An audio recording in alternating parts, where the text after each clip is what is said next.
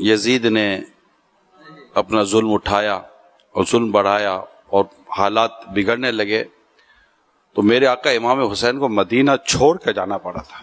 اللہ بارگاہ رسالت میں حاضری دیتے اور اجازت لے کر آپ مدینہ پاک سے مکہ مکرمہ کا سفر اختیار کرتے ہیں. وہ اس وقت کیا گھڑی ہوگی, کیا کیفیت ہوگی. میں چاہوں گا کہ آج اس وقت امام حسین رضی اللہ تعالیٰ عنہ کی دین کی خاطر قربانیاں اور اس طرح جو آپ کا صبر, برداشت, تحمل, اس پر بھی اگر امیر سنت کچھ مدنی پھول ارشاد فرمائے. سر امام علی مقام امام حسین رضی اللہ عنہ کو ویسے تو کوئی کمی نہیں تھی.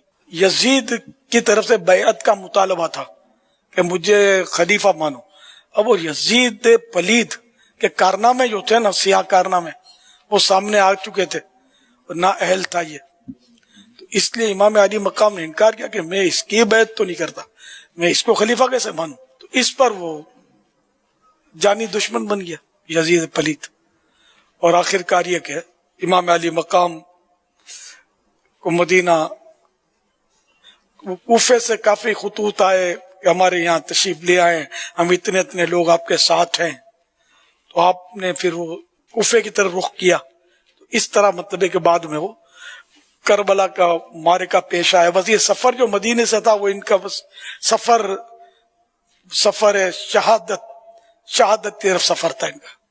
امام علی مقام امام حسین اور تمام رفقا جو تھے, انہوں نے اللہ کے دین کی خاطر راحت دنیا کو ٹھوکر مار دی اور اللہ کی بارگاہ میں سر جھکا دیا اور جام شہادت نوش کر گئے. امام حسین رضی اللہ تعالیٰ عنہ کہ ان کی ولادت کے ساتھ ان کی شہادت کی خبر مشہور ہو گئی.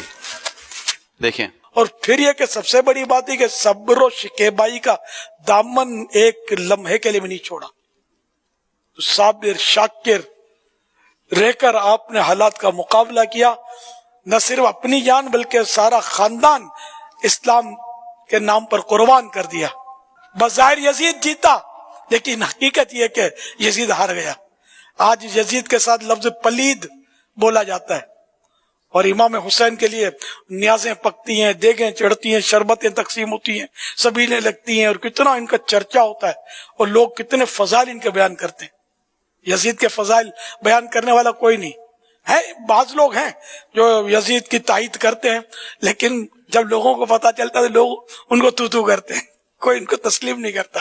تو یزید ایسا پلید ہے کہ جو اس کی تعریف کرے وہ بھی پھنس جاتا ہے, آزمائش میں آ جاتا ہے, لوگوں کی نفرتوں کا شکار ہو جاتا ہے. تو یزید تعریف کے لائق ہے بھی نہیں نا, پلید ہے یہ. تو وہ ہے نا کہ وہ کل شیء یرجع الی اصلہ, ہر چیز اپنی اصل کو پہنچتی ہے.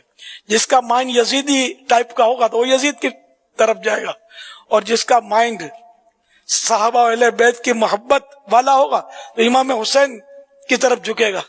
تو الحمدللہ ہم حسینی ہیں ان مانو کر. امام حسین کے چاہنے والے, اہل بیت کے ماننے والے, صحابہ کرام کی عظمت کو سلام کرنے والے لوگ ہیں. اللہ کی رحمت سے ہمارا ذہن اس طرف ہے. غالب اکثریت کا اسی طرف ذہن ہے. کوئی اکا دکا ایسے بھی پائے جاتے ہوتے.